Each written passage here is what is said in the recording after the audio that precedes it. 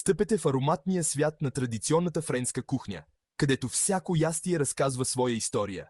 Представете си как маслото нежно цвърчи в тигана, докато майстор-готвач умело обръща златиста ефирна палачинка.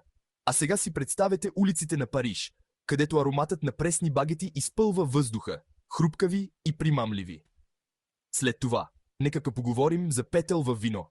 Пикантна наслада, при която пилешкото месо се готви бавно до съвършенство в богат винен сос, смесен с гъби, чесън и нотка мащерка. Това не е просто храна. Това е парче френска история на чинията ви. И кой би могъл да забрави сирената? От острото и кремообразно бри до приятно пикантното рокфор. Всяко сирене е доказателство за векове майсторство. И накрая, завършете храненето си с обърнат ябълков сладкиш, където карамелизираните ябълки се срещат с люспеста кора в перфектен танц от вкусове. И така, готови ли сте да опитате Франция?